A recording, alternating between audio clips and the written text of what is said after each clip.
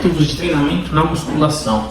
Não especificamente citar métodos ou aprofundar no método, mas trazer a reflexão de por que você, personal trainer, é favorável para você ter várias ferramentas na sua bagagem de expertise ou de treinador. O que acontece é, você como personal trainer ou como um professor e instrutor de musculação, você sempre vai deparar com diferentes grupos de treinamento. Vão chegar para nós alunos iniciantes, intermediários, avançados, alguns super avançados, que eu particularmente acredito que o super avançado tem que procurar alguém bem especializado em musculação para tratar os métodos de treinamento mais avançados com ele. Mas voltando ao assunto, o que é interessante é que agora você também tem um grupo que eu acho muito interessante, uma forma que o professor Moacir Júnior coloca, que é o extremamente iniciante. Que é o quê? É aquela pessoa que, se você pede para ela fazer um polichinelo, ela vai ter muita dificuldade em coordenação motora, em propriocepção, em noção corporal, em conhecimento muscular. Ela não consegue fazer os movimentos mais simples, mais básicos, de uma forma que lhe favoreça, que não vai lhe prejudicar a longo prazo, não vai lhe machucar. Isso vai ser muito fácil de ver, especialmente após essa fase de quarentena, onde tivemos muitos jovens em casa que não faziam nada, não faziam nenhum tipo de atividade física, né? Basicamente nem sair para brincar por dia. Então, exigir dessas pessoas controle muscular é algo muito complicado e precisa ser visto com cautela. Então, personal, é interessante você ter na sua mão ferramentas de treinamento por isso. Embora saibamos que o exercício físico precisa de um tempo para adaptação e desenvolvimento muscular dentro de um programa de treino, você precisa entender que a única forma que nós temos para priorizar a saúde daquela pessoa e manter ela treinando, às vezes, é dar estímulos que faça ela se sentir desafiada.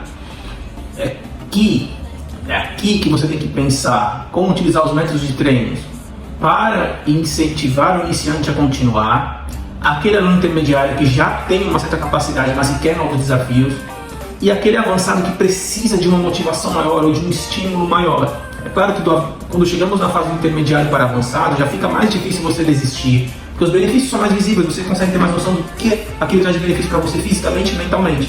Mas especialmente da fase do extremamente iniciante, né? Forçar mais uma vez aqui esse uso pelo professor Moacir, que eu acho interessante. Extremamente iniciante para o iniciante, do iniciante para o intermediário, e chegando do intermediário para o avançado.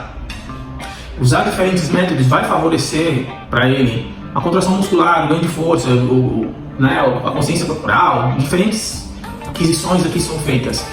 Mas o que é importante para você é você ter uma noção de como usar essas ferramentas dentro do programa de treino como aluno. É claro que você não vai passar todo dia um programa de treino diferente, ele precisa de um tempo de adaptação. Mas se você, por exemplo, sabe como usar um drop set, um cluster set, que já são métodos mais avançados, mas se você sabe usar ali as cadências das pirâmides, a pirâmide truncada, pirâmide crescente, decrescente, usar corretamente no método negativo, positivo, negativo.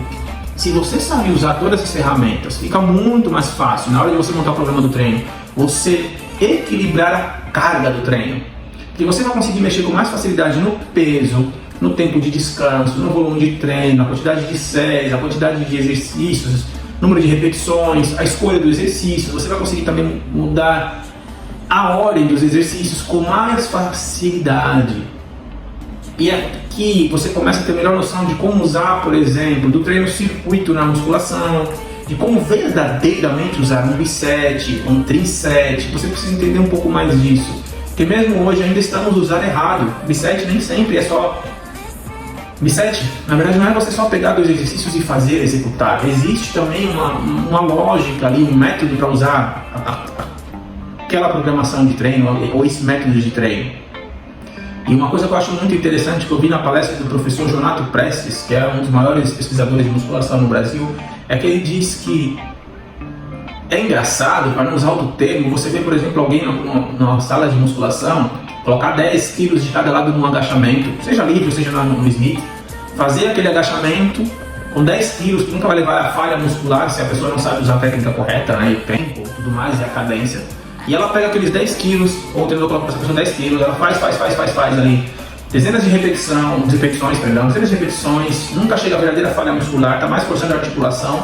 E aí a pessoa termina aquele exercício e ainda vai fazer agachamento sem peso, agachamento livre, né? Ou cadeirinha. A pessoa não chegou à falha muscular e está colocando mais movimentos articulares que não estão trazendo benefícios musculares para ela. Então, dá para trabalhar o quê? Dá para forçar o quê, afinal? Então você começa a refletir como treinador, como personal trainer, o que você está fazendo com o seu aluno. Porque é um ponto importante. Por exemplo, você quer trabalhar com emagrecimento, você pega uma pessoa que está com 10 quilos acima do peso, por exemplo, você ataca essa pessoa, como algumas vezes eu vejo usar um termo interessante, como uma britadeira, vai lá e debulha a musculatura dela, arrebenta com a gordura dela. Porém, depois de 3, 6 meses a pessoa até perdeu algum peso, mas a que custo? Qual foi o custo articular que essa pessoa teve para perder alguns quilos? Então isso é interessante, é preocupante, pessoal. Por isso você tem que ter noção de como usar os métodos de treinamento a seu favor, para sempre exigir mais do seu aluno, exigir mais do músculo, sem acabar com a articulação dele. Centenas de repetições para uma pessoa normal não tem cabimento. E quando você tem domínio de diferentes ferramentas, fica mais fácil para você desenvolver o treino do seu aluno, criar com ele um programa de treino que vai desafiar a longo prazo. Uma curiosidade, a cada quanto tempo você muda o treino do seu aluno? Esse é um ponto importante, porque se for musculação, exige um tempo de adaptação. Nós não estamos falando de treino de cross, você pode usar sempre diferentes ferramentas que você está exigindo um trabalho cardiorrespiratório, de resistência, de agilidade, de mobilidade, tudo numa mesma sessão.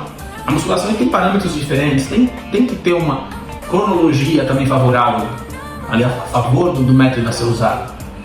Então, é um ponto de reflexão e por isso que também método de treinamento é algo que tem que ser dito, tem que ser estudado melhor. Eu estou sempre pesquisando, procurando, tem muitos professores muito bons nessa área. Eu gosto muito do professor Marcelo Júnior, gosto muito do professor Zé Du, José Roberto, José Rodrigues, professor José Rodrigues, mas ele gosta de ser chamado de Zé Du, então é o nosso Zé Du brasileiro. E eles têm aí, cada um tem um curso aí de método de treinamento, periodização, que eu acho muito, muito interessante. Então, você tem que sempre priorizar estudo.